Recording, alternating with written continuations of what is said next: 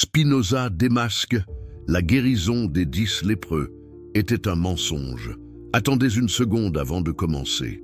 Savez-vous ce qui se cache réellement derrière l'une des histoires les plus célèbres du Nouveau Testament? Ce que vous êtes sur le point de découvrir va complètement bouleverser votre compréhension de cette prétendue guérison miraculeuse.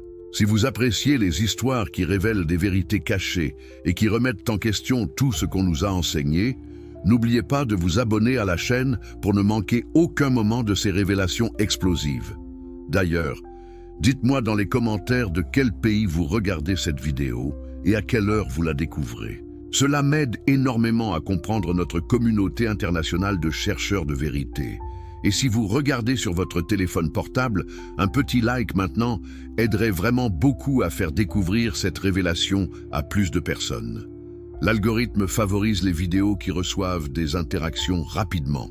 Mais êtes-vous vraiment prêt à remettre en question l'une des histoires les plus sacrées du christianisme? Car ce que nous allons explorer aujourd'hui, en utilisant la philosophie révolutionnaire de Baruch Spinoza, va détruire l'une des bases de la foi chrétienne. L'histoire des 10 lépreux guéris par Jésus n'est pas seulement douteuse, elle est carrément impossible. Vous pensez connaître cette histoire? Détrompez-vous, vous n'avez jamais entendu l'analyse que nous allons faire aujourd'hui. Préparez-vous à découvrir pourquoi cette guérison miraculeuse est en réalité l'une des constructions mythologiques les plus évidentes du Nouveau Testament. L'impossible contexte historique de la lèpre. Commençons par une question qui va vous faire réfléchir. Comment est-il possible que 10 lépreux se soient trouvés ensemble au même endroit, au même moment, pour rencontrer Jésus? Cette simple question révèle déjà la première faille monumentale de cette histoire prétendument vraie. La lèpre dans l'Antiquité n'était pas seulement une maladie dévastatrice qui rongeait littéralement la chair des malades. C'était un arrêt de mort social absolu. Imaginez un instant la réalité brutale de ces personnes, bannies de leur famille, chassées de leur communauté, forcées de vivre dans des colonies isolées, loin de toute civilisation.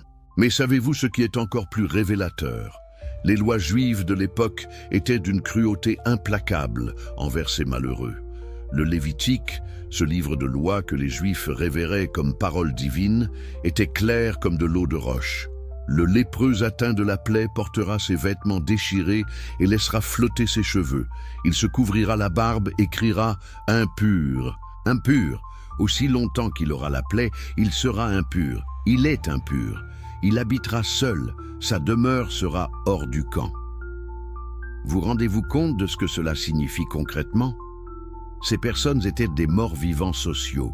Elles devaient porter des vêtements déchirés pour être identifiées de loin, laisser leurs cheveux en désordre comme signe de deuil permanent, se couvrir la bouche pour éviter de contaminer l'air que respiraient les autres, et surtout, crier constamment « impur, impur » pour avertir quiconque de leur présence maudite. Mais voici où l'histoire devient vraiment suspecte. Comment ces 10 individus, supposés crier leur impureté et vivre isolés, ont-ils pu se regrouper pour former cette petite troupe qui va à la rencontre de Jésus?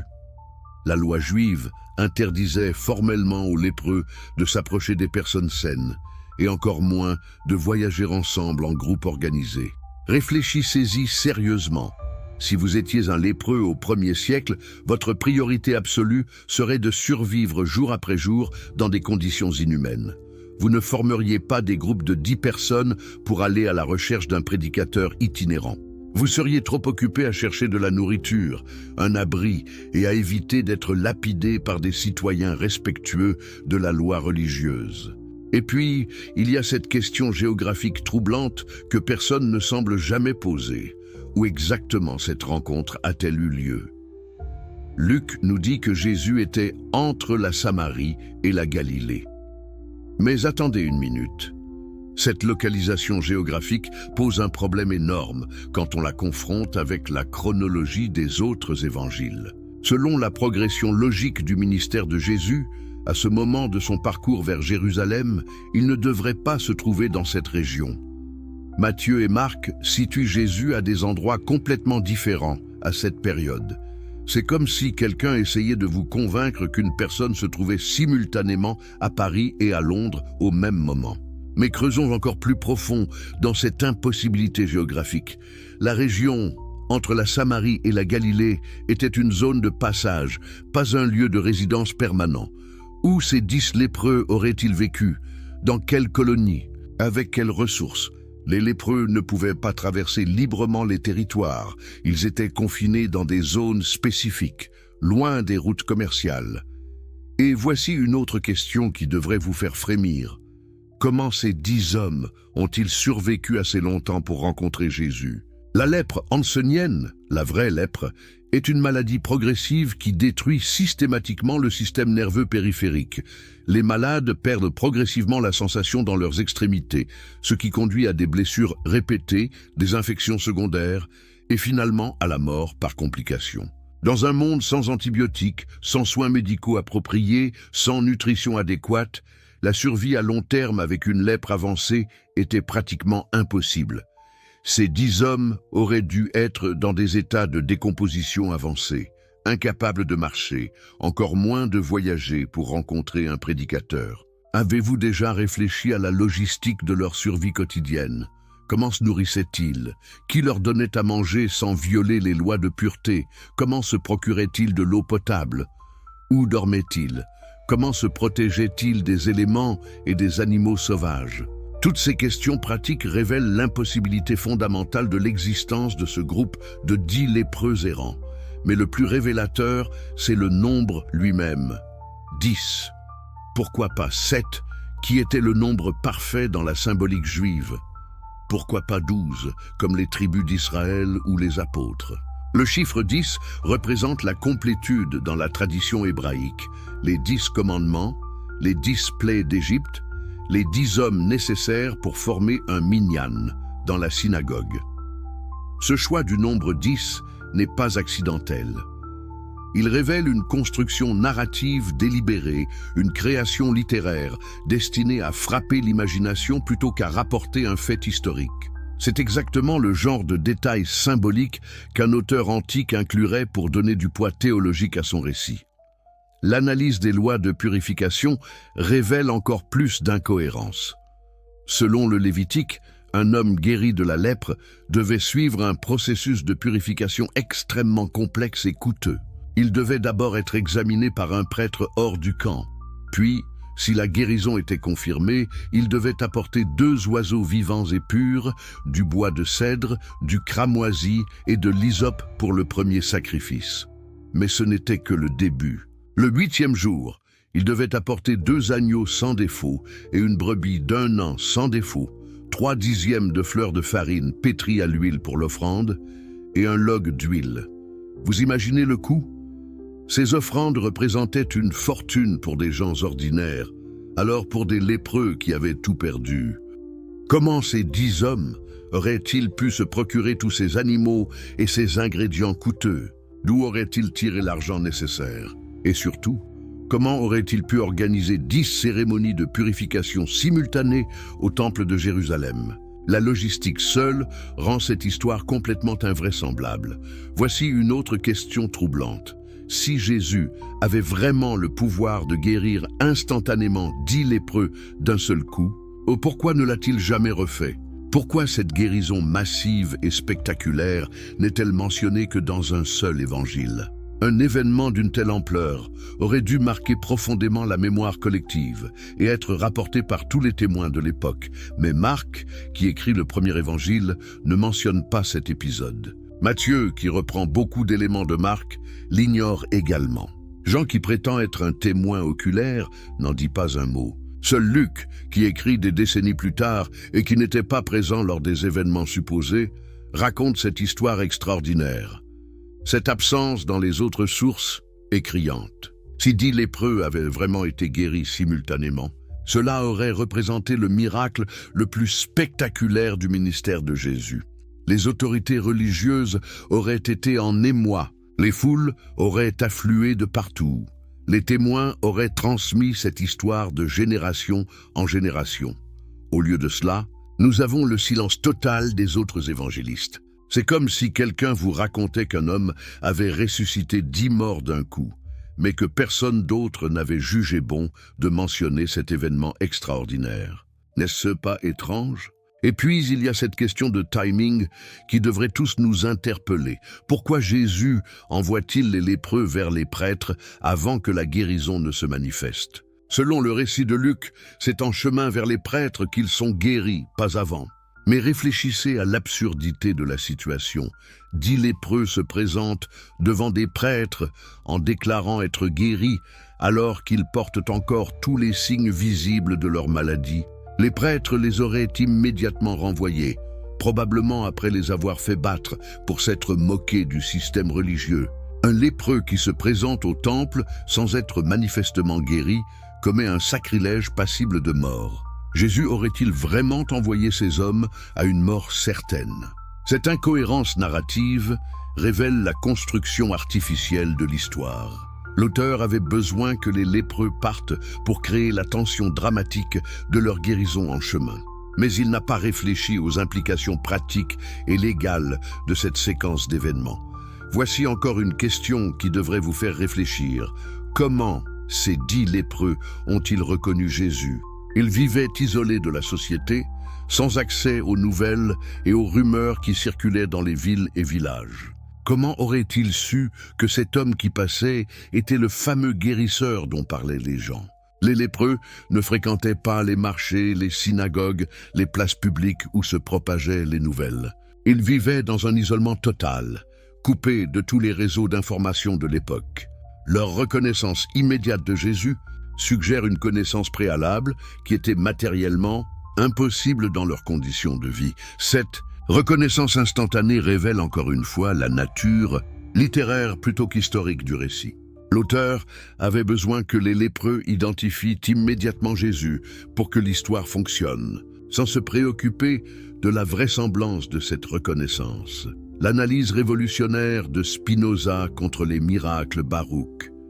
Spinoza, ce génie incompris du XVIIe siècle, a développé une critique philosophique des miracles qui détruit complètement la crédibilité de l'histoire des 10 lépreux. Mais êtes-vous prêt à suivre sa logique implacable jusqu'au bout? Car ce que Spinoza a démontré va ébranler les fondements même de votre conception du monde. Pour Spinoza, l'univers entier fonctionne selon des lois naturelles absolues et immuables. Dans son chef-d'œuvre, L'Éthique, il explique que Dieu et la nature ne font qu'un seul et même être. Cette révélation révolutionnaire signifie que tout ce qui existe suit nécessairement les lois de la nature sans exception possible. Comprenez-vous les implications explosives de cette vision? Si Dieu est la nature elle-même, alors parler de miracles qui violent les lois naturelles revient à dire que Dieu se contredit lui-même. C'est logiquement impossible. Un être parfait et immuable ne peut pas agir de manière contradictoire avec ses propres lois. Appliquons cette logique spinoziste à l'histoire des 10 lépreux. Si la lèpre est un processus naturel causé par la bactérie Mycobacterium leprae, alors sa guérison doit également suivre des processus naturels. L'idée d'une guérison instantanée et simultanée de 10 personnes par un simple commandement verbal viole complètement les lois de la biologie, de la microbiologie et de la médecine.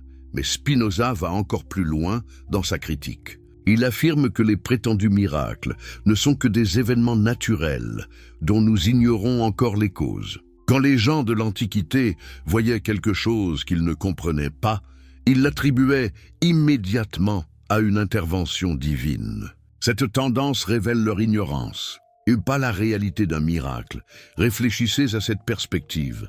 Combien de phénomènes que nos ancêtres considéraient comme miraculeux avons-nous maintenant expliqués par la science? Les éclipses, les tremblements de terre, les maladies mentales, les guérisons spontanées, les phénomènes atmosphériques. Tout ce qui semblait surnaturel a trouvé des explications rationnelles. La lèpre elle-même était considérée comme une malédiction divine dans l'Antiquité. Les gens croyaient que Dieu punissait les pécheurs en leur infligeant cette maladie horrible.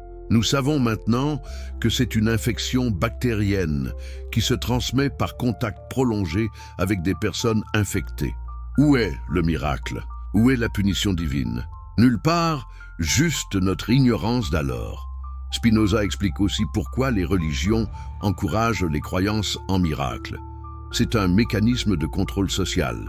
Les prêtres et les autorités religieuses utilisent la peur et l'émerveillement pour maintenir les populations dans la soumission et l'ignorance. Plus les gens croient aux miracles, moins ils utilisent leur raison pour questionner les dogmes. Cette analyse s'applique parfaitement à l'histoire des 10 lépreux.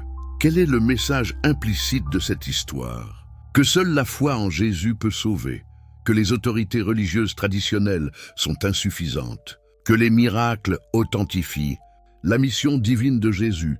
C'est exactement le genre de narratif que les premiers chrétiens avaient besoin pour légitimer leur nouveau mouvement religieux. Mais voici la question la plus dévastatrice que pose Spinoza.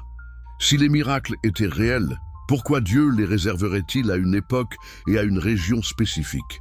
Pourquoi les miracles de guérison massive auraient-ils cessé après le 1er siècle?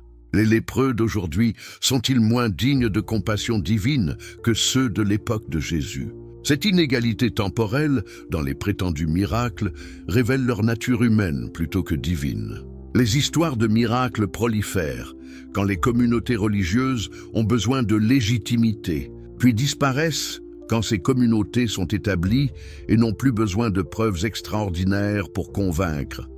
Spinoza souligne également l'aspect psychologique des croyances miraculeuses. Les gens veulent désespérément croire que leur souffrance a un sens, que justice sera rendue, que les lois naturelles peuvent être suspendues en leur faveur. Cette soif de merveilleux rend les populations vulnérables aux manipulations religieuses. Dans le cas des 10 lépreux, imaginez l'impact psychologique de cette histoire sur les premiers chrétiens. Voici une religion qui peut instantanément guérir les maladies les plus terrifiantes, qui accueille les exclus de la société, qui défie les autorités religieuses établies. C'est un message d'espoir irrésistible pour les opprimés de l'époque, mais Spinoza nous met en garde. Cet espoir est une illusion dangereuse qui nous détourne de la véritable solution aux problèmes humains. Au lieu d'attendre des miracles impossibles, nous devrions utiliser notre raison pour comprendre les causes naturelles des maladies et développer des remèdes efficaces. Cette approche rationnelle a d'ailleurs porté ses fruits.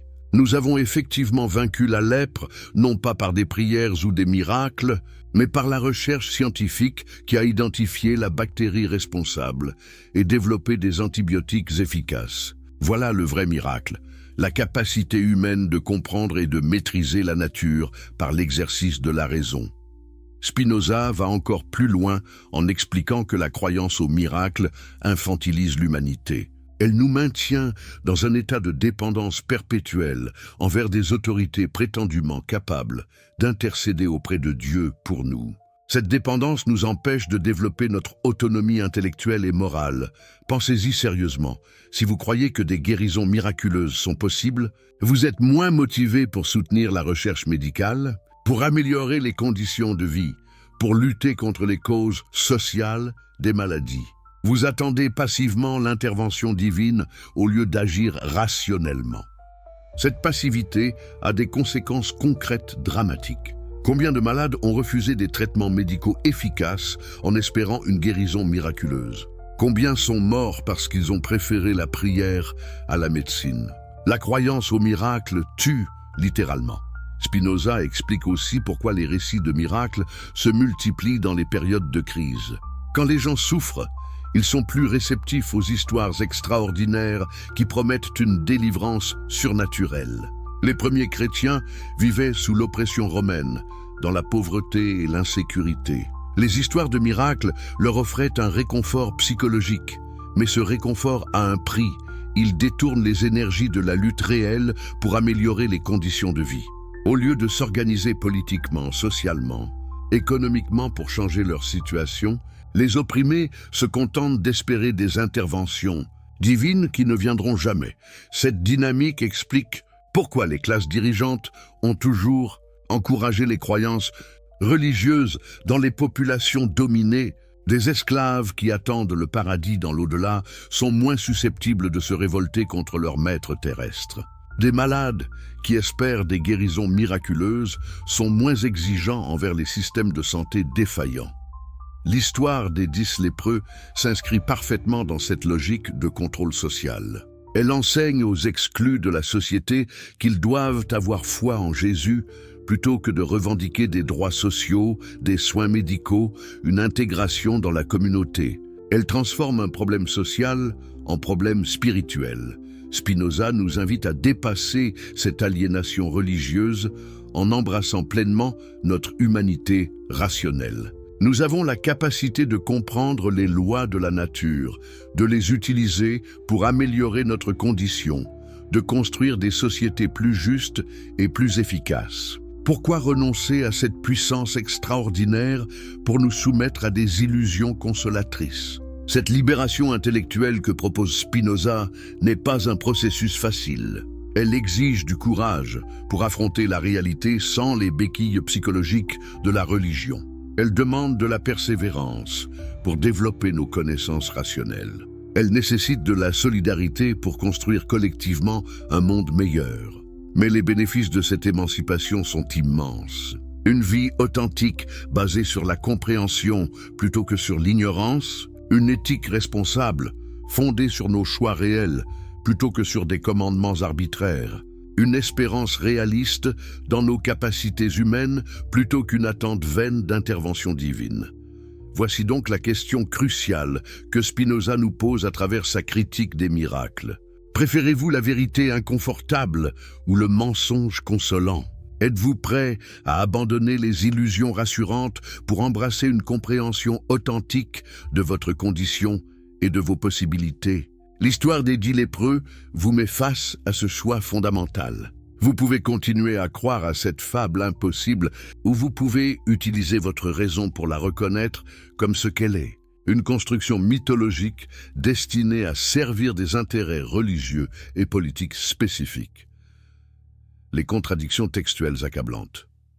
Maintenant, plongeons dans l'analyse textuelle la plus dévastatrice que vous ayez jamais entendue. Car si l'histoire des 10 lépreux était vraiment authentique, comment expliquer les contradictions flagrantes, les incohérences narratives et les impossibilités historiques qui parsèment ce récit? Êtes-vous prêt à découvrir à quel point cette histoire s'effondre dès qu'on l'examine avec un minimum de rigueur? Commençons par le problème le plus évident. Pourquoi cette histoire extraordinaire n'apparaît-elle que dans l'évangile de Luc? Marc, qui écrit le premier évangile vers 65-70 après J.C., ne mentionne absolument pas cet épisode spectaculaire. Matthieu, qui utilise Marc comme source principale et ajoute ses propres matériaux, ignore complètement cette guérison de masse. Jean, qui prétend être un témoin oculaire des événements, n'en dit pas un mot. Cette absence est absolument inexplicable si l'événement avait vraiment eu lieu. Imaginez qu'un homme guérisse instantanément 10 lépreux d'un seul coup. Ce serait le miracle le plus spectaculaire de tout le ministère de Jésus. Comment 3 évangélistes sur 4 auraient-ils pu omettre un événement d'une telle ampleur? C'est comme si 3 journalistes rapportant la même conférence de presse oubliaient de mentionner qu'un homme avait ressuscité 10 morts devant leurs yeux. Mais creusons plus profond dans les manuscrits eux-mêmes. L'analyse des variantes textuelles révèle des différences troublantes entre les différentes versions anciennes de l'évangile de Luc. Certains manuscrits mentionnent 10 lépreux. D'autres parlent de plusieurs lépreux, ou quelques-uns évoquent des lépreux sans préciser le nombre. Ces variations ne sont pas anodines. Si Luc avait vraiment eu accès à des témoignages oculaires fiables, le nombre précis de lépreux guéris aurait été gravé dans la mémoire des témoins. Vous n'oubliez pas combien de personnes vous avez vu guérir miraculeusement. Ces hésitations textuelles révèlent que les copistes eux-mêmes doutaient de la précision des détails. Plus troublant encore, l'analyse philologique révèle des anachronismes linguistiques flagrants dans le récit de Luc. Certaines expressions grecques utilisées dans ce passage n'étaient pas courantes au 1er siècle, mais sont typiques du grec parlé au 2e siècle. C'est comme si quelqu'un écrivait aujourd'hui une histoire se déroulant en 1800, en utilisant des expressions comme c'est le top ou ça gère. L'anachronisme trahit immédiatement la composition. Tardive, le terme grec utilisé pour décrire la guérison des lépreux, katharizo, pose également problème. Ce mot signifie littéralement purifier ou nettoyer, pas guérir. Il était utilisé dans un contexte rituel et religieux, pas médical. Cette nuance linguistique suggère que l'auteur pensait davantage en termes de purification spirituelle qu'en termes de guérison médicale réelle. Mais voici l'incohérence la plus gênante de toute l'histoire. Comment les 10 lépreux ont-ils pu s'approcher de Jésus pour lui parler? Le récit dit qu'ils s'arrêtèrent à distance, mais immédiatement après, ils lui parlent directement. Or, selon les lois juives de l'époque, un lépreux devait maintenir une distance d'au moins 4 coudées, environ 2 mètres, avec toute personne saine et crier « Impur, impur » pour avertir de sa présence. Cette contradiction interne révèle que l'auteur connaissait les lois de pureté, d'où la mention de la distance, mais ne comprenait pas leurs implications pratiques. Un véritable témoin oculaire aurait décrit précisément comment cette interaction impossible s'est déroulée. L'auteur de Luc écrit manifestement à partir de sources indirectes et fragmentaires. Analysons maintenant la géographie impossible de cette rencontre. Luc situe l'événement entre la Samarie et la Galilée, alors que Jésus est censé se diriger vers Jérusalem. Mais regardez une carte de la Palestine antique. Pour aller de la Galilée à Jérusalem, on ne passe pas entre la Samarie et la Galilée. On traverse la Samarie du nord au sud, où on la contourne par la vallée du Jourdain. Cette erreur géographique flagrante révèle que l'auteur de Luc ne connaissait pas bien la topographie de la Palestine. Il écrit probablement depuis la diaspora, des décennies après les événements supposés, sans connaissance directe des lieux. Un témoin oculaire ou quelqu'un ayant accès à des témoignages fiables n'aurait jamais commis une telle erreur. Pire encore, cette localisation entre la Samarie et la Galilée était une région de passage, pas un lieu de résidence. Où ces 10 lépreux auraient-ils vécu? Dans quelle colonie? Les lépreux étaient confinés dans des lieux spécifiques, généralement des grottes ou des ruines loin des routes principales. Ils n'erraient pas dans les zones de frontières entre territoires. La chronologie de l'histoire pose également des problèmes insurmontables. Selon Luc, cet épisode se situe pendant le voyage final de Jésus vers Jérusalem. Mais la guérison de 10 lépreux d'un coup aurait provoqué un émoi considérable, attiré des foules immenses, alerté les autorités religieuses et politiques. Comment un tel événement n'aurait-il laissé aucune trace dans les autres sources de l'époque? Joséphus, l'historien juif qui décrit minutieusement tous les événements marquants de cette période, ne mentionne jamais une guérison de masse de lépreux. Les autorités romaines, très attentives aux mouvements de foule et aux prétendus faiseurs de miracles, n'ont conservé aucun rapport sur cet incident extraordinaire. Ce silence historique complet est assourdissant. Examinons maintenant les contradictions internes du récit lui-même. Jésus dit aux lépreux « Allez vous montrer aux prêtres ». Mais combien de prêtres? Un seul prêtre pouvait-il examiner 10 lépreux simultanément? La procédure de vérification de guérison décrite dans le Lévitique était longue et complexe. Elle ne pouvait pas être expédiée pour 10 personnes en même temps. De plus, Jésus les envoie vers les prêtres avant que la guérison ne soit manifeste. C'est une contradiction logique fondamentale. Pourquoi envoyer des lépreux encore malades vers des prêtres pour confirmer une guérison qui n'a pas encore eu lieu? C'était exposer ces hommes à des sanctions sévères pour s'être moqués du système religieux. Le détail du Samaritain qui revient remercier Jésus pose un autre problème insoluble. Les Samaritains avaient leur propre prêtre sur le mont Garizim, pas au temple de Jérusalem. Pourquoi ce Samaritain serait-il allé consulter des prêtres juifs qui le considéraient comme un hérétique? Cette incohérence révèle la construction artificielle du récit pour servir un message théologique sur l'inclusion des non-juifs. L'analyse des sources révèle également des emprunts évidents à d'autres traditions. L'histoire d'Élisée guérissant Naaman le Syrien de sa lèpre dans l'Ancien Testament présente des parallèles troublants avec le récit de Luc. Dans les deux cas, un étranger, Syrien-Samaritain, fait preuve de plus de foi que les Israélites. Cette similarité suggère une adaptation littéraire plutôt qu'un témoignage historique. les détails psychologiques du récit sont également invraisemblables.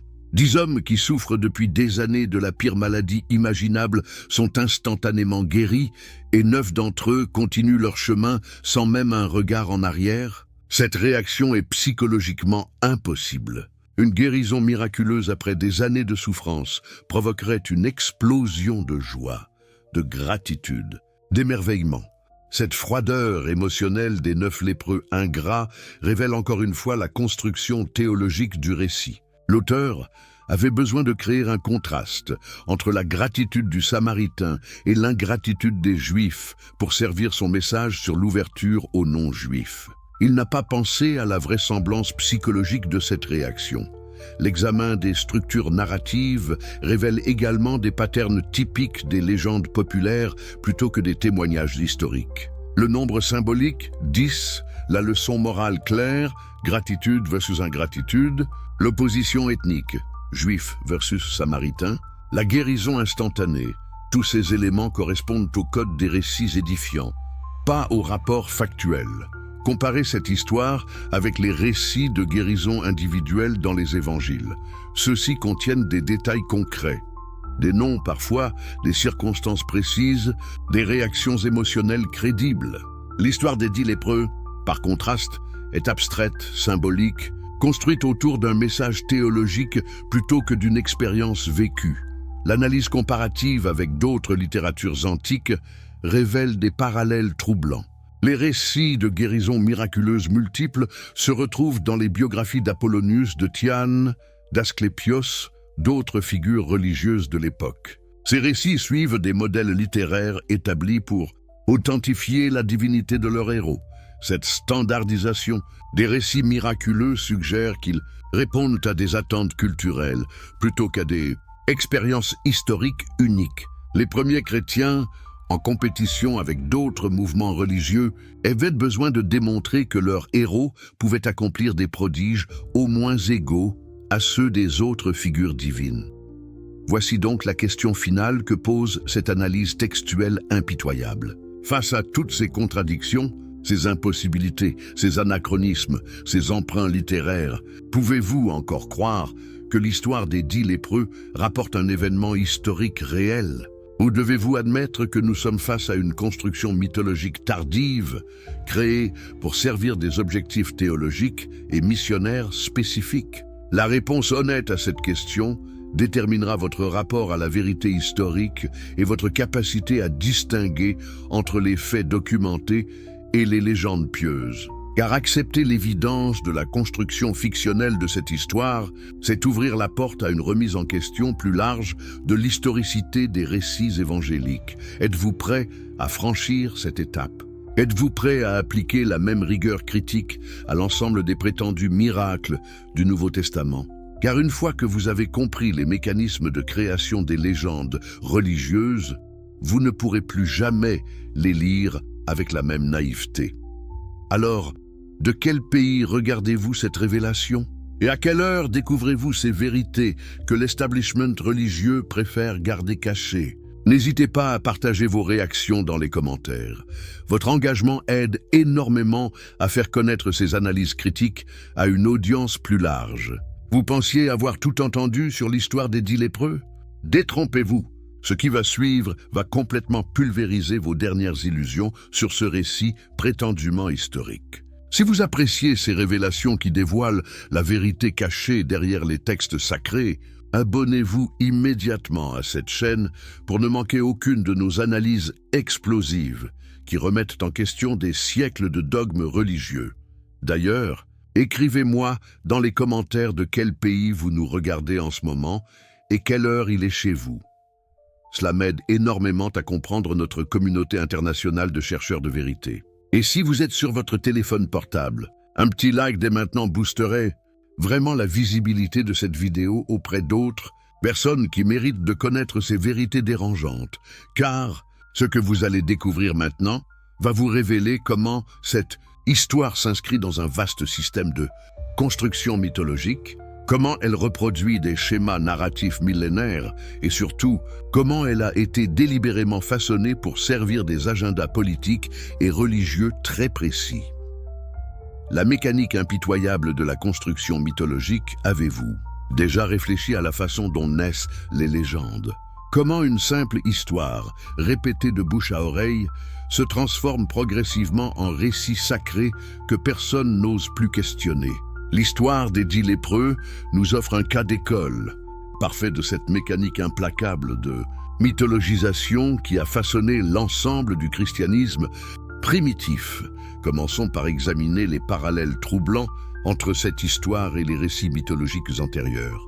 Connaissez-vous l'histoire d'Élisée guérissant Naaman le Syrien de sa lèpre, rapportée dans le second livre des rois? Les similarités avec le récit de Luc sont si frappantes qu'elles ne peuvent être accidentelles. Dans les deux cas, nous avons un homme de Dieu qui guérit la lèpre, un étranger qui fait preuve de plus de foi que les Israélites, et une leçon sur l'ingratitude du peuple élu. Mais ce n'est que la pointe de l'iceberg. L'Ancien Testament regorge de récits de guérisons miraculeuses qui suivent exactement les mêmes patterns narratifs. Moïse qui guérit les serpents brûlants, Élisée qui multiplie l'huile de la veuve, Élie qui ressuscite le fils de la Sarepta. Tous ces récits présentent la même structure. Un homme de Dieu, un miracle spectaculaire, une leçon morale, et souvent la conversion ou la reconnaissance de l'étranger. Cette répétition de motifs n'est pas fortuite. Elle révèle l'existence de ce que les spécialistes appellent des types narratifs, des modèles d'histoire qui circulent dans une culture et qui sont constamment réutilisés et adaptés selon les besoins idéologiques du moment. L'auteur de l'évangile de Luc puise consciemment dans ce réservoir, narratif pour créer une histoire qui sonnera vraie aux oreilles de son audience juive. Mais pourquoi cette stratégie d'emprunt aux traditions antérieures? Parce que les premiers chrétiens devaient absolument démontrer que Jésus n'était pas seulement l'égal des grands prophètes d'Israël, mais qu'il les surpassait. Si Élisée avait guéri un seul lépreux étranger, Jésus devait en guérir 10 d'un coup. C'est ce qu'on appelle l'escalade mythologique. Chaque nouvelle version doit être plus extraordinaire que la précédente pour maintenir l'attention et la dévotion des fidèles. Avez-vous remarqué comment cette logique de surenchère traverse tout le Nouveau Testament? Jean le Baptiste annonce quelqu'un de plus grand que lui. Jésus accomplit des miracles plus spectaculaires que Moïse. Les apôtres convertissent plus de gens que tous les prophètes réunis. Cette escalade constante révèle la nature compétitive et propagandiste de ces récits. Examinons maintenant les parallèles avec les traditions gréco-romaines. L'histoire d'Asclépios, le dieu grec de la médecine, présente des ressemblances troublantes avec les récits de guérison de Jésus. Les temples d'Asclépios, appelés Asclépieion, étaient des centres de guérison où les malades venaient chercher des miracles. Les témoignages de guérison miraculeuse y étaient gravés dans la pierre pour édifier les visiteurs. Ces témoignages suivent exactement le même modèle que les récits évangéliques. Un malade désespéré, une prière ou un rituel, une guérison instantanée et la gratitude exprimée publiquement.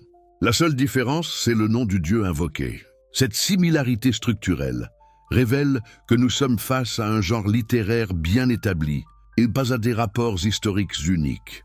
Plus troublant encore, les biographes d'Apollonius de Tyane, philosophe et thaumaturge contemporain de Jésus, rapportent des miracles quasi identiques à ceux attribués au Christ. Guérison instantanée, résurrection, prophétie, même style, même époque, même public. Comment expliquer ces coïncidences si ce n'est par l'existence d'un marché religieux concurrentiel où chaque mouvement devait prouver la supériorité de son héros?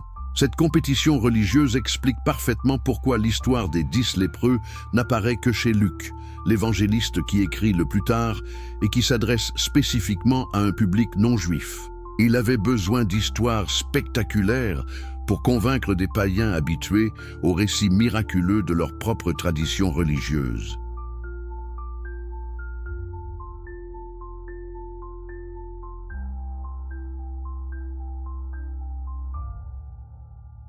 Mais creusons plus profond dans la mécanique de cette construction mythologique.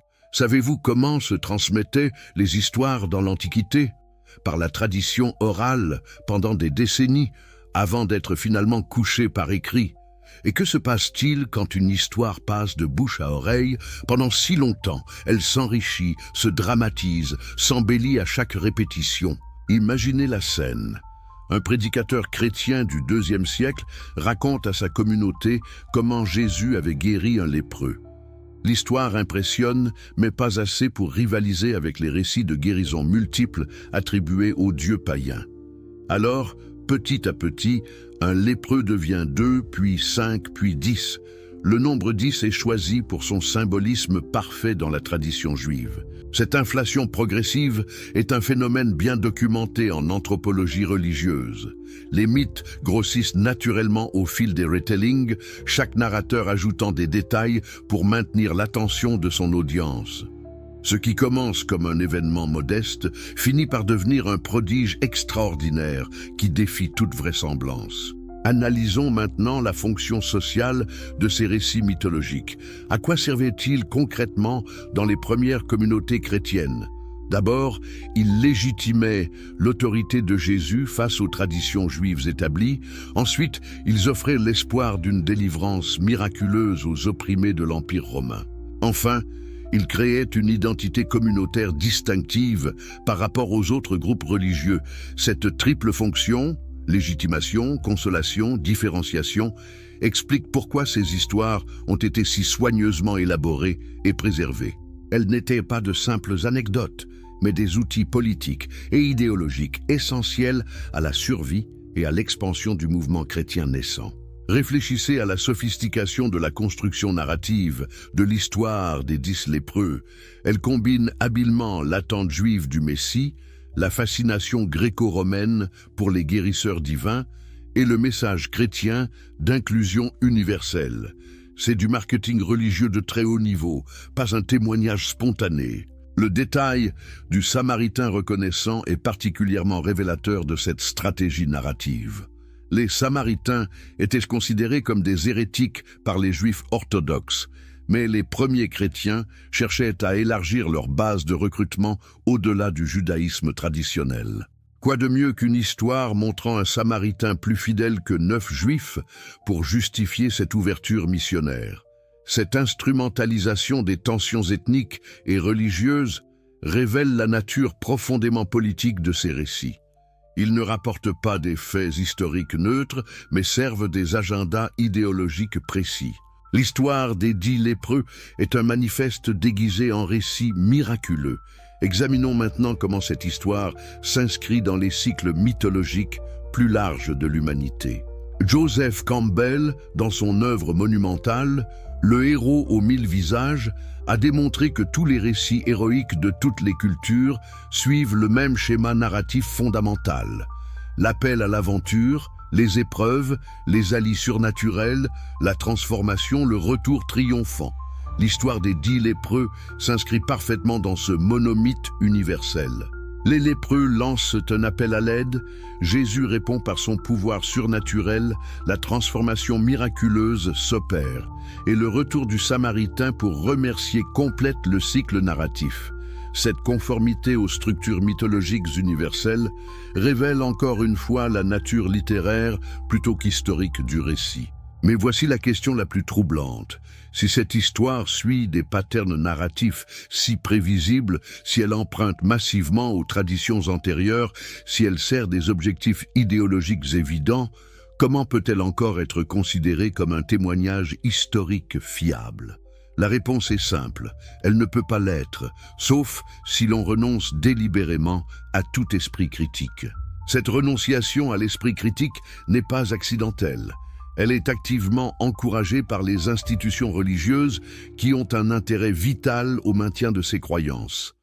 Plus les fidèles questionnent, plus l'autorité religieuse s'affaiblit.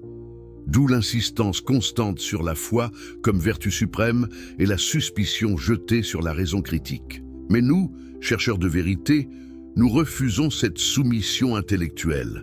Nous exigeons des preuves, nous analysons les sources, nous comparons les récits, nous appliquons les mêmes standards de rigueur à tous les textes, qu'ils soient sacrés ou profanes. Et cette démarche révèle implacablement la nature mythologique de l'histoire des 10 lépreux. Cette révélation n'est pas une attaque gratuite contre la foi, mais une libération de l'ignorance imposée. Comprendre les mécanismes de construction des mythes nous permet de mieux apprécier leurs valeurs symboliques et poétiques, tout en évitant de confondre littérature édifiante et histoire factuelle, car c'est bien là l'enjeu, distinguer entre les différents niveaux de vérité. Une histoire peut être vraie au niveau symbolique, psychologique, moral, sans être vraie au niveau historique.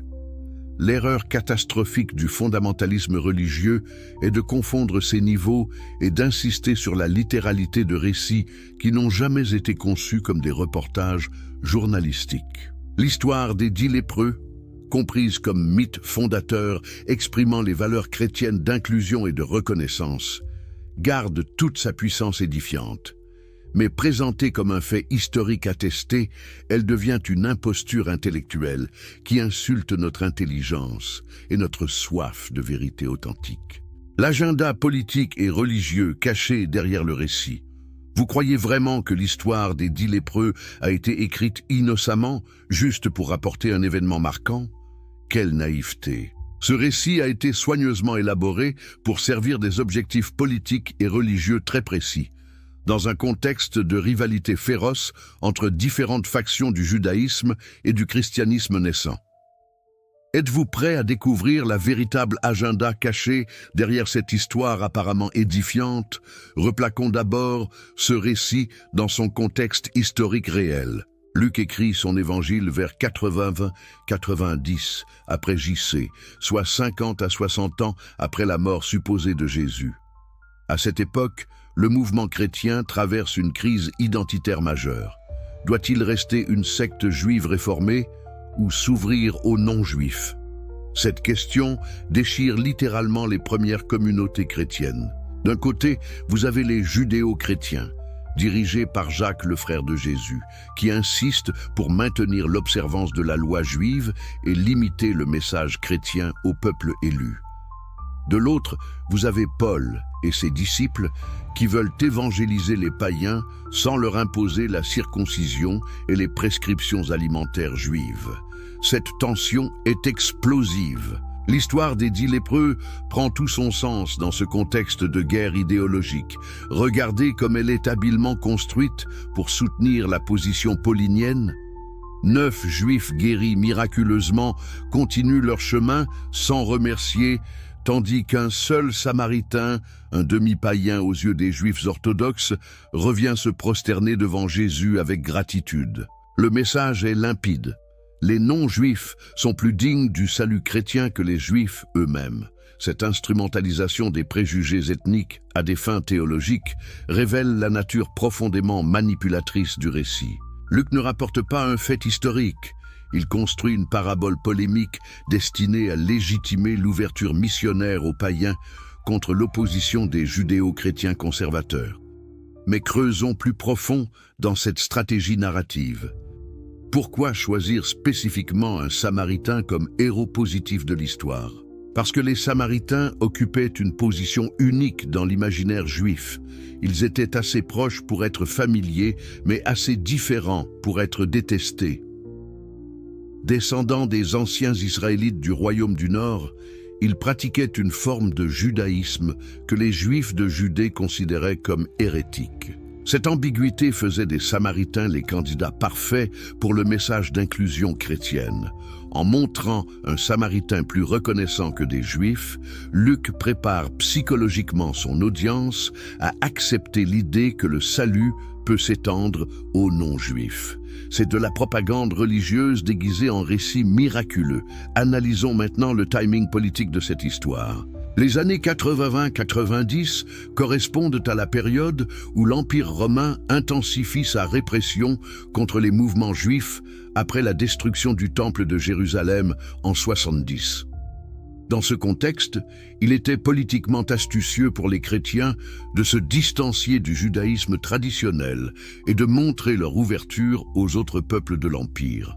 L'histoire des 10 lépreux sert parfaitement cette stratégie de repositionnement politique. Elle permet aux chrétiens de dire aux autorités romaines « Regardez, nous ne sommes pas comme ces juifs ingrats et fermés. Nous accueillons tous les peuples, même les Samaritains que les Juifs méprisent. C'est une opération de relations publiques déguisée en récit religieux. Cette dimension politique explique aussi pourquoi cette histoire n'apparaît que chez Luc, l'évangéliste qui s'adresse spécifiquement à un public non juif. Marc et Matthieu, qui écrivent pour des communautés judéo-chrétiennes, n'avaient pas besoin de ce type d'argument anti-juif. Seul Luc, confronté à la nécessité de justifier l'inclusion des païens, développe cette rhétorique de l'ingratitude juive. Vous voilà arrivé au moment le plus explosif de notre investigation. Ce que vous allez découvrir maintenant va définitivement faire s'effondrer les derniers vestiges de crédibilité de cette histoire des 10 lépreux. Si vous avez soif de vérité qui dérange l'establishment religieux et qui révèle les mensonges séculaires qu'on nous a fait avaler, abonnez-vous immédiatement à cette chaîne. Vous ne pouvez pas vous permettre de rater une seule de nos révélations qui secouent les fondements de la foi aveugle. Dites-moi absolument dans les commentaires de quel pays vous regardez cette vidéo décapante et l'heure qu'il est chez vous en ce moment. Votre participation active m'aide énormément à comprendre notre communauté internationale de libres penseurs qui refusent qu'on leur serve des fables pour des vérités historiques. Et si vous êtes sur mobile, un like maintenant ferait exploser la portée de cette vidéo auprès de tous ceux qui méritent d'entendre ces révélations dévastatrices. Car nous attaquons maintenant la phase finale de notre démolition méthodique. Nous allons voir comment cette histoire s'inscrit dans un système global de manipulation des consciences, quelles sont ses implications pour notre époque contemporaine, et surtout, comment nous libérer définitivement de ces chaînes intellectuelles millénaires. L'évidence médicale et scientifique qui pulvérise définitivement le mythe. Vous pensez encore qu'il pourrait y avoir une once de vérité dans cette histoire de guérison miraculeuse? Alors préparez-vous à recevoir le coup de grâce scientifique qui va définitivement enterrer cette fable. Car la médecine moderne nous a appris exactement ce qu'est la lèpre, comment elle fonctionne, et pourquoi l'histoire rapportée par Luc est non seulement improbable, mais carrément impossible du point de vue biologique. Commençons par établir les faits médicaux incontestables sur la lèpre hansenienne, la vraie lèpre, celle qui terrorisait les populations antiques. Cette maladie est causée par une bactérie spécifique, Mycobacterium leprae, découverte en 1873 par le médecin norvégien Gerhard Hansen. Cette bactérie a des caractéristiques biologiques très particulières qui rendent totalement impossible la guérison instantanée décrite dans l'évangile de Luc. Savez-vous combien de temps met cette bactérie à se multiplier? Entre 12 et 14 jours pour se diviser une seule fois. C'est l'une des bactéries à croissance la plus lente connue de la médecine. Cette lenteur explique pourquoi la période d'incubation de la lèpre peut durer de 2 à 20 ans avant que les premiers symptômes apparaissent. Comment une bactérie si lente à agir pourrait-elle disparaître instantanément? Mais ce n'est que le début des impossibilités biologiques. La bactérie Mycobacterium leprae s'attaque spécifiquement aux nerfs périphériques et aux cellules de Schwann qui les entourent. Elle détruit progressivement et irréversiblement la gaine de myéline qui protège les fibres nerveuses. Cette destruction cause la perte progressive de sensations dans les extrémités, ce qui conduit aux mutilations caractéristiques de la lèpre avancée. Réfléchissez à ce que cela signifie concrètement. Même si la bactérie disparaissait instantanément par miracle, les dégâts neurologiques déjà causés ne pourraient pas se réparer spontanément. La régénération des nerfs périphériques est un processus extrêmement lent, qui prend des mois, voire des années, et qui est souvent incomplète. Les 10 lépreux de l'histoire, s'ils souffraient vraiment de lèpre hansenienne avancée, auraient gardé leur handicap neurologique même après la disparition hypothétique de la bactérie. Analysons maintenant les différentes formes cliniques de la lèpre pour comprendre l'ampleur de l'impossibilité médicale. La forme lépromateuse, la plus grave, se caractérise par des lésions cutanées étendues, une défiguration progressive du visage, une atteinte des muqueuses nasales et buccales et une destruction massive des terminaisons nerveuses. Comment ces dégâts anatomiques considérables pourrait-il se réparer instantanément? La forme tuberculoïde, moins grave, provoque néanmoins des zones d'anesthésie permanente, des paralysies musculaires localisées et des déformations des mains et des pieds. Là encore, la guérison instantanée supposerait une régénération tissulaire et nerveuse qui défie toutes les lois de la biologie. Mais voici peut-être l'argument le plus dévastateur. Nous savons maintenant que la lèpre ne se transmet pas facilement d'une personne à l'autre. Il faut un contact prolongé et étroit avec un malade contagieux pour risquer la contamination. Environ 95% de la population possède une immunité naturelle contre cette maladie. Cette réalité épidémiologique rend hautement improbable l'existence d'un groupe de 10 lépreux se déplaçant ensemble. Si ces 10 hommes avaient vraiment souffert de lèpre hansénienne, ils auraient dû être contaminés dans des circonstances très particulières. Contacts familiaux prolongés, conditions de vie insalubres extrêmes, déficiences immunitaires graves. Ces conditions ne se retrouvent pas facilement chez 10 individus simultanément dans une même région géographique restreinte. L'analyse moderne des textes anciens révèle d'ailleurs une confusion terminologique majeure. Le terme grec « lepros », utilisé dans les évangiles, ne désignait pas spécifiquement la lèpre hansénienne, mais un ensemble de maladies de peau diverses, psoriasis, eczéma, vitiligo, dermatites diverses, et même parfois de simples irritations cutanées temporaires. Cette imprécision diagnostique de l'Antiquité ouvre une possibilité troublante. Et si les prétendus lépreux de l'histoire souffraient en réalité de conditions cutanées bénignes et temporaires? Des affections qui pouvaient effectivement guérir spontanément ou s'améliorer rapidement sous l'effet du stress psychologique, de changements alimentaires ou simplement de l'évolution naturelle de la maladie? Cette hypothèse expliquerait parfaitement la guérison miraculeuse sans recours au surnaturel. Des hommes souffrant de dermatite chronique ou de troubles psychosomatiques manifestant des symptômes cutanés auraient très bien pu voir leur état s'améliorer brutalement sous l'effet de l'émotion, de l'espoir ou de facteurs environnementaux favorables. Examinons maintenant ce que nous savons de l'effet placebo et de ses manifestations somatiques. Les recherches modernes ont démontré que l'espoir d'une guérison peut effectivement provoquer des améliorations temporaires spectaculaires chez certains patients, particulièrement pour les affections à composantes psychosomatiques importantes. Des troubles cutanés liés au stress, à l'anxiété, à la dépression peuvent effectivement s'améliorer rapidement quand le patient retrouve espoir et confiance. Cette amélioration peut être si spectaculaire qu'elle semble miraculeuse aux observateurs non avertis. N'est-ce pas exactement ce qui aurait pu se produire avec ces prétendus lépreux? Imaginez la scène. 10 hommes souffrant de diverses affections cutanées chroniques, désespérés, isolés socialement, rencontrent un guérisseur charismatique qui leur redonne espoir. L'émotion intense, la libération du stress, l'activation des mécanismes psychosomatiques de guérison pourrait effectivement provoquer une amélioration visible de leur état en quelques heures ou quelques jours. Cette explication naturelle rend compte de tous les éléments du récit sans recours au surnaturel. Elle explique la guérison apparente, la reconnaissance de certains malades et même le fait que 9 d'entre eux aient continué leur chemin, peut-être parce qu'ils réalisaient que leur amélioration était temporaire et fragile. Mais creusons encore plus profond dans l'analyse médicale. Si ces hommes souffraient vraiment de lèpre hansénienne avancée, ils auraient de présenter des signes cliniques spécifiques impossibles à dissimuler.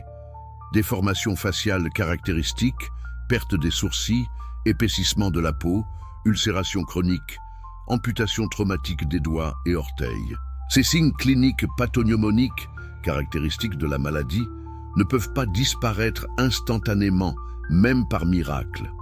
Une main amputée ne repousse pas, un nez déformé ne se reconstruit pas, des cicatrices profondes ne s'effacent pas d'un coup de baguette magique. Si la guérison avait été réelle et complète, elle aurait inclus la régénération de tissus perdus, ce qui est biologiquement impossible.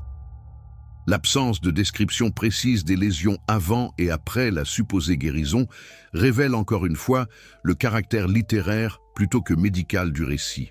Un véritable témoin oculaire d'une guérison miraculeuse aurait décrit avec précision les transformations anatomiques spectaculaires qu'il aurait observées. Analysons maintenant les connaissances médicales de l'époque pour comprendre l'ampleur des confusions diagnostiques possibles.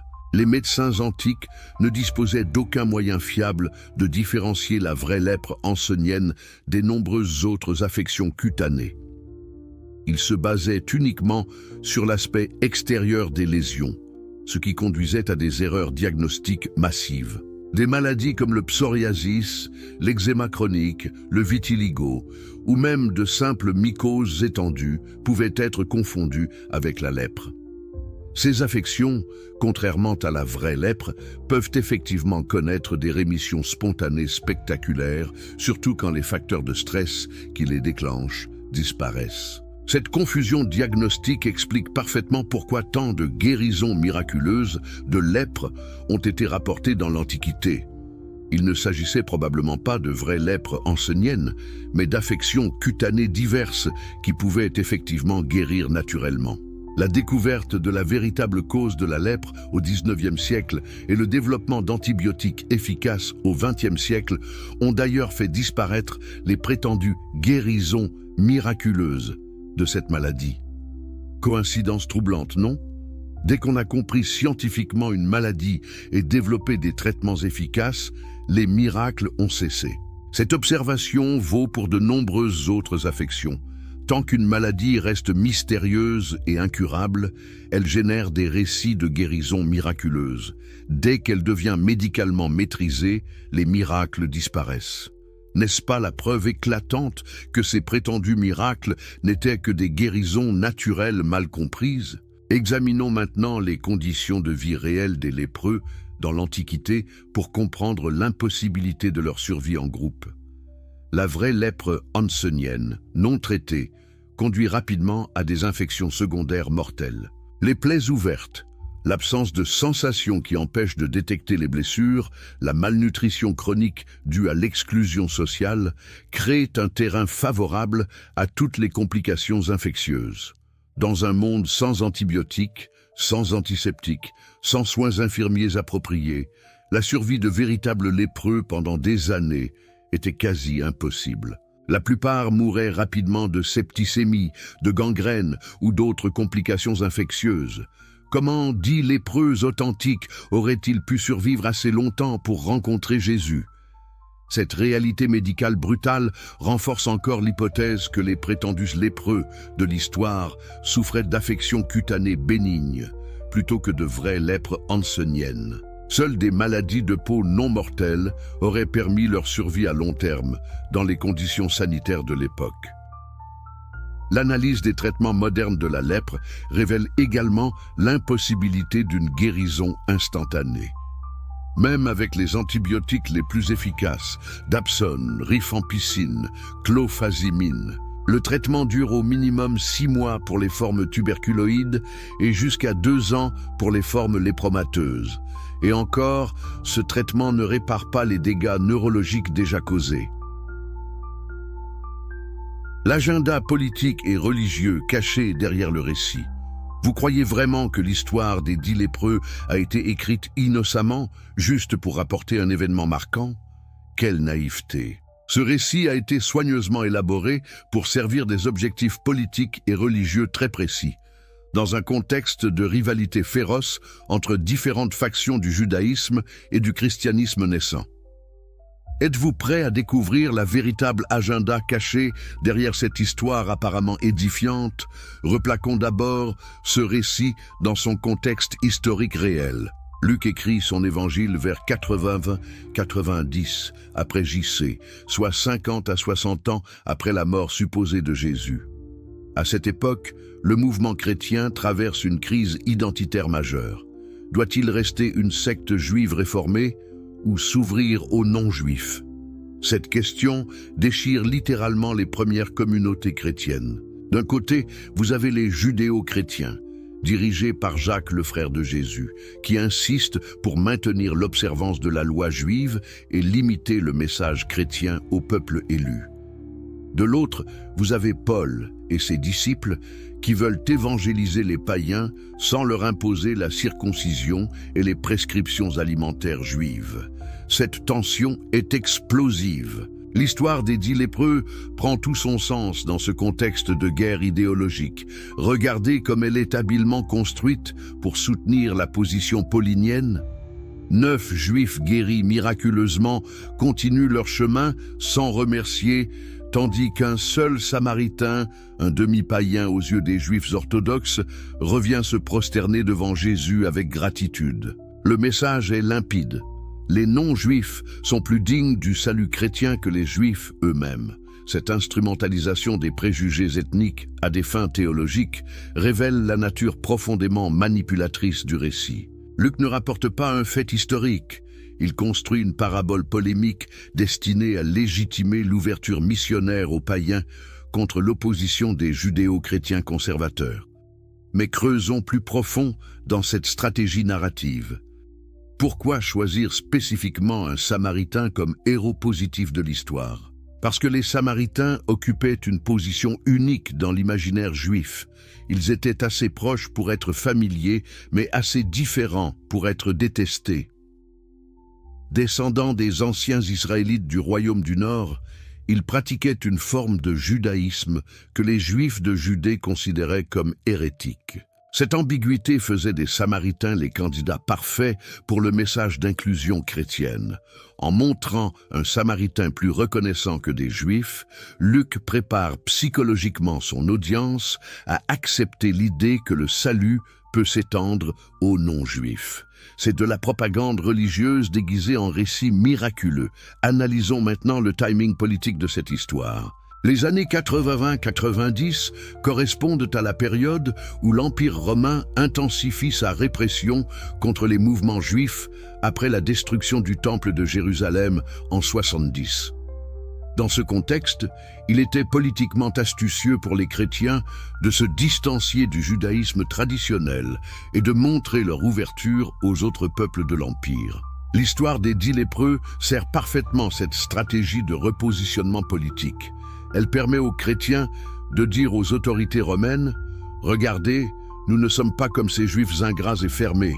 Nous accueillons tous les peuples, même les Samaritains que les Juifs méprisent.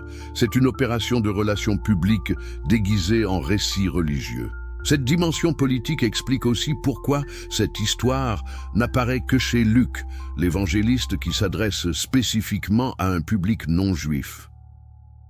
Marc et Matthieu, qui écrivent pour des communautés judéo-chrétiennes, n'avaient pas besoin de ce type d'argument anti-juif. Seul Luc, confronté à la nécessité de justifier l'inclusion des païens, développe cette rhétorique de l'ingratitude juive. Vous voilà arrivé au moment le plus explosif de notre investigation. Ce que vous allez découvrir maintenant va définitivement faire s'effondrer les derniers vestiges de crédibilité de cette histoire des 10 lépreux. Si vous avez soif de vérité qui dérange l'establishment religieux et qui révèle les mensonges séculaires qu'on nous a fait avaler, abonnez-vous immédiatement à cette chaîne. Vous ne pouvez pas vous permettre de rater une seule de nos révélations qui secouent les fondements de la foi aveugle. Dites-moi absolument dans les commentaires de quel pays vous regardez cette vidéo décapante et l'heure qu'il est chez vous en ce moment. Votre participation active m'aide énormément à comprendre notre communauté internationale de libres penseurs qui refusent qu'on leur serve des fables pour des vérités historiques. Et si vous êtes sur mobile, un like maintenant ferait exploser la portée de cette vidéo auprès de tous ceux qui méritent d'entendre ces révélations dévastatrices. Car nous attaquons maintenant la phase finale de notre démolition méthodique. Nous allons voir comment cette histoire s'inscrit dans un système global de manipulation des consciences, quelles sont ses implications pour notre époque contemporaine, et surtout, comment nous libérer définitivement de ces chaînes intellectuelles millénaires. L'évidence médicale et scientifique qui pulvérise définitivement le mythe. Vous pensez encore qu'il pourrait y avoir une once de vérité dans cette histoire de guérison miraculeuse? Alors préparez-vous à recevoir le coup de grâce scientifique qui va définitivement enterrer cette fable. Car la médecine moderne nous a appris exactement ce qu'est la lèpre, comment elle fonctionne, et pourquoi l'histoire rapportée par Luc est non seulement improbable, mais carrément impossible du point de vue biologique. Commençons par établir les faits médicaux incontestables sur la lèpre hansénienne, la vraie lèpre, celle qui terrorisait les populations antiques. Cette maladie est causée par une bactérie spécifique, Mycobacterium leprae, découverte en 1873 par le médecin norvégien Gerhard Hansen. Cette bactérie a des caractéristiques biologiques très particulières qui rendent totalement impossible la guérison instantanée décrite dans l'évangile de Luc. Savez-vous combien de temps met cette bactérie à se multiplier? Entre 12 et 14 jours pour se diviser une seule fois. C'est l'une des bactéries à croissance la plus lente connue de la médecine. Cette lenteur explique pourquoi la période d'incubation de la lèpre peut durer de 2 à 20 ans avant que les premiers symptômes apparaissent. Comment une bactérie si lente à agir pourrait-elle disparaître instantanément? Mais ce n'est que le début des impossibilités biologiques. La bactérie Mycobacterium leprae s'attaque spécifiquement aux nerfs périphériques et aux cellules de Schwann qui les entourent. Elle détruit progressivement et irréversiblement la gaine de myéline qui protège les fibres nerveuses. Cette destruction cause la perte progressive de sensations dans les extrémités, ce qui conduit aux mutilations caractéristiques de la lèpre avancée. Réfléchissez à ce que cela signifie concrètement. Même si la bactérie disparaissait instantanément par miracle, les dégâts neurologiques déjà causés ne pourraient pas se réparer spontanément. La régénération des nerfs périphériques est un processus extrêmement lent, qui prend des mois, voire des années, et qui est souvent incomplète. Les 10 lépreux de l'histoire, s'ils souffraient vraiment de lèpre hansénienne avancée, auraient gardé leur handicap neurologique même après la disparition hypothétique de la bactérie. Analysons maintenant les différentes formes cliniques de la lèpre pour comprendre l'ampleur de l'impossibilité médicale. La forme lépromateuse, la plus grave, se caractérise par des lésions cutanées étendues, une défiguration progressive du visage, une atteinte des muqueuses nasales et buccales et une destruction massive des terminaisons nerveuses. Comment ces dégâts anatomiques considérables pourraient-ils se réparer instantanément? La forme tuberculoïde, moins grave, provoque néanmoins des zones d'anesthésie permanente, des paralysies musculaires localisées et des déformations des mains et des pieds. Là encore, la guérison instantanée supposerait une régénération tissulaire et nerveuse qui défie toutes les lois de la biologie. Mais voici peut-être l'argument le plus dévastateur. Nous savons maintenant que la lèpre ne se transmet pas facilement d'une personne à l'autre. Il faut un contact prolongé et étroit avec un malade contagieux pour risquer la contamination. Environ 95% de la population possède une immunité naturelle contre cette maladie. Cette réalité épidémiologique rend hautement improbable l'existence d'un groupe de 10 lépreux se déplaçant ensemble. Si ces 10 hommes avaient vraiment souffert de lèpre hansénienne, ils auraient dû être contaminés dans des circonstances très particulières. Contacts familiaux prolongés, conditions de vie insalubres extrêmes, déficiences immunitaires graves. Ces conditions ne se retrouvent pas facilement chez 10 individus simultanément dans une même région géographique restreinte. L'analyse moderne des textes anciens révèle d'ailleurs une confusion terminologique majeure. Le terme grec « lepros », utilisé dans les évangiles, ne désignait pas spécifiquement la lèpre hansénienne, mais un ensemble de maladies de peau diverses, psoriasis, eczéma, vitiligo, dermatites diverses, et même parfois de simples irritations cutanées temporaires. Cette imprécision diagnostique de l'Antiquité ouvre une possibilité troublante. Et si les prétendus lépreux de l'histoire souffraient en réalité de conditions cutanées bénignes et temporaires? Des affections qui pouvaient effectivement guérir spontanément ou s'améliorer rapidement sous l'effet du stress psychologique, de changements alimentaires ou simplement de l'évolution naturelle de la maladie? Cette hypothèse expliquerait parfaitement la guérison miraculeuse sans recours au surnaturel. Des hommes souffrant de dermatite chronique ou de troubles psychosomatiques manifestant des symptômes cutanés auraient très bien pu voir leur état s'améliorer brutalement sous l'effet de l'émotion, de l'espoir ou de facteurs environnementaux favorables.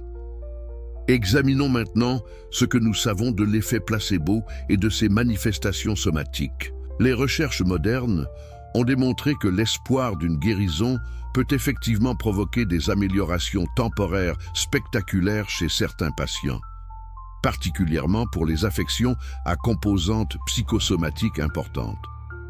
Des troubles cutanés liés au stress, à l'anxiété, à la dépression peuvent effectivement s'améliorer rapidement quand le patient retrouve espoir et confiance. Cette amélioration peut être si spectaculaire qu'elle semble miraculeuse aux observateurs non avertis. N'est-ce pas exactement ce qui aurait pu se produire avec ces prétendus lépreux? Imaginez la scène. 10 hommes souffrant de diverses affections cutanées chroniques, désespérés, isolés socialement, rencontrent un guérisseur charismatique qui leur redonne espoir. L'émotion intense, la libération du stress, l'activation des mécanismes psychosomatiques de guérison pourrait effectivement provoquer une amélioration visible de leur état en quelques heures ou quelques jours. Cette explication naturelle rend compte de tous les éléments du récit sans recours au surnaturel. Elle explique la guérison apparente, la reconnaissance de certains malades et même le fait que 9 d'entre eux aient continué leur chemin, peut-être parce qu'ils réalisaient que leur amélioration était temporaire et fragile. Mais creusons encore plus profond dans l'analyse médicale. Si ces hommes souffraient vraiment de lèpre hansenienne avancée, ils auraient de présenter des signes cliniques spécifiques impossibles à dissimuler. Déformations faciales caractéristiques, perte des sourcils, épaississement de la peau, ulcération chronique, amputation traumatique des doigts et orteils. Ces signes cliniques pathognomoniques, caractéristiques de la maladie, ne peuvent pas disparaître instantanément, même par miracle. Une main amputée ne repousse pas, un nez déformé ne se reconstruit pas, des cicatrices profondes ne s'effacent pas d'un coup de baguette magique. Si la guérison avait été réelle et complète, elle aurait inclus la régénération de tissus perdus, ce qui est biologiquement impossible. L'absence de description précise des lésions avant et après la supposée guérison révèle encore une fois le caractère littéraire plutôt que médical du récit. Un véritable témoin oculaire d'une guérison miraculeuse aurait décrit avec précision les transformations anatomiques spectaculaires qu'il aurait observées. Analysons maintenant les connaissances médicales de l'époque pour comprendre l'ampleur des confusions diagnostiques possibles. Les médecins antiques ne disposaient d'aucun moyen fiable de différencier la vraie lèpre hansenienne des nombreuses autres affections cutanées. Ils se basaient uniquement sur l'aspect extérieur des lésions, ce qui conduisait à des erreurs diagnostiques massives. Des maladies comme le psoriasis, l'eczéma chronique, le vitiligo ou même de simples mycoses étendues pouvaient être confondues avec la lèpre. Ces affections, contrairement à la vraie lèpre, peuvent effectivement connaître des rémissions spontanées spectaculaires, surtout quand les facteurs de stress qui les déclenchent disparaissent. Cette confusion diagnostique explique parfaitement pourquoi tant de guérisons miraculeuses de lèpre ont été rapportées dans l'Antiquité. Il ne s'agissait probablement pas de vraies lèpres hanseniennes, mais d'affections cutanées diverses qui pouvaient effectivement guérir naturellement. La découverte de la véritable cause de la lèpre au XIXe siècle et le développement d'antibiotiques efficaces au XXe siècle ont d'ailleurs fait disparaître les prétendues guérisons miraculeuses de cette maladie. Coïncidence troublante, non?